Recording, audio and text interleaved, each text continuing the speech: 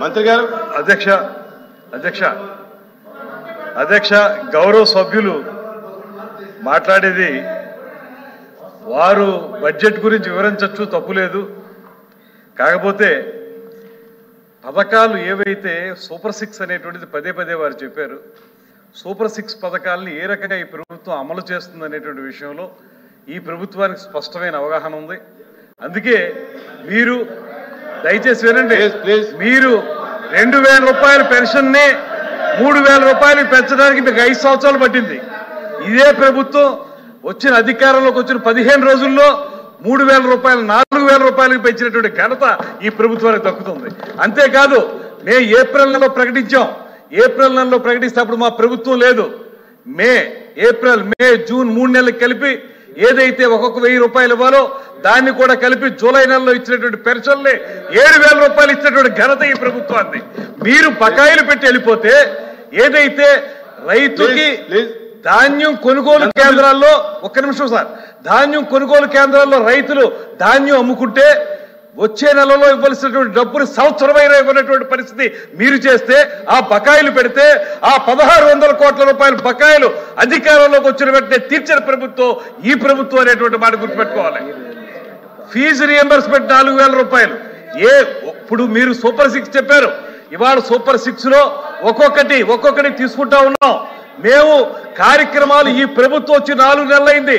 మీరు 5 సంవత్సరాల్లో చేయలేని పనుల్ని 4 నెలల కాలంలో మొదలుపెట్టాం. అన్నప్రాసన నాడే ఆవకాయనం తినేస్తానంటే మీరేమీ చేయలేకపోయారు తింటామని. ఇవాళ మేము చెప్తా ఉన్నాం, 4 నెలల కార్యక్రమంలో ఒక్కొక్కటి ప్రారంభించుకున్నాం. ఒక పక్కన ఫీజు రియంబర్స్మెంట్, ఒక పక్కన పెన్షన్లు. ఎవరైతే మంచానికి అంటి పెట్టుకుపోయి ఉన్నటువంటి దివ్యాంగులు ఉన్నారో వాళ్ళకి మీరు ముష్టి 3000 రూపాయలు ఇచ్చారు. ఇవాళ 15,000 రూపాయలు ఇచ్చినటువంటి ఘనత ఈ ప్రభుత్వాన్ని. వారికి మేము అందిస్తా ఉన్నాం. ఎక్కడి నుంచి తీసుకొస్తా ఉన్నాం? మీరు అప్పులు చేసి వెళ్ళిపోతే ఆ అప్పులు తిప్పలు మేము పడుతున్నాం.